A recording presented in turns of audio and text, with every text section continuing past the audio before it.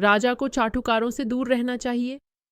अर्थ, शासक को उन लोगों से बचना चाहिए जो केवल उसकी प्रशंसा करते हैं और उन लोगों को अपने पास रखना चाहिए जो कड़वा सच बोलने का साहस रखते हैं। विस्तृत व्याख्या। चाटुकार राजा को उसकी कमजोरियों और राज्य की वास्तविक समस्याओं से अनभिज्ञ रखते हैं। वे केवल वही कहते हैं जो राजा सुनना चाहता है, जिससे राजा भ्रम में जीता है और गलत निर्णय लेता है। इसके विपरीत एक सच्चा और ईमानदार सलाहकार, भले ही उसकी बातें कड़वी लगें, राजा को सही मार्ग दिखाता है और राज्य को संकट से बचाता है।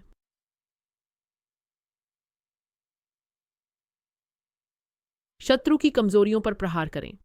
अर्थ, युद्ध जीतने के लिए केवल अपनी शक्ति पर ध्यान केंद्रित करना पर्याप्त नहीं है। शत्रु की कमजोरियों को पहचानना और उन पर हमला करना भी आवश्यक है। विस्तृत व्याख्या। चाणक्य एक महान रणनीतिकार थे।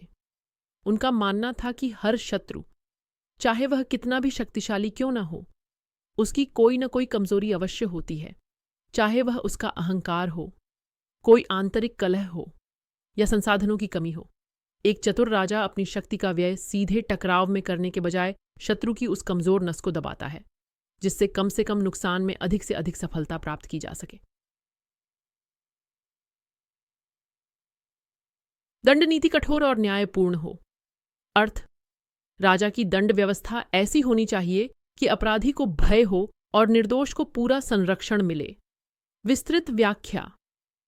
राज्य में शांति और व्यवस्था बनाए रखने के लिए एक निष्पक्ष और सुदृढ़ न्याय प्रणाली अनिवार्य है।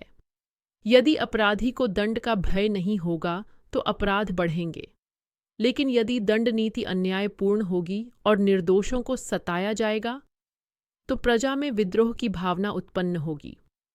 इसलिए राजा को यह सुनिश्चित करना चाहिए कि दंड अपराध के अनुपात में हो और न्याय सबके लिए समान हो।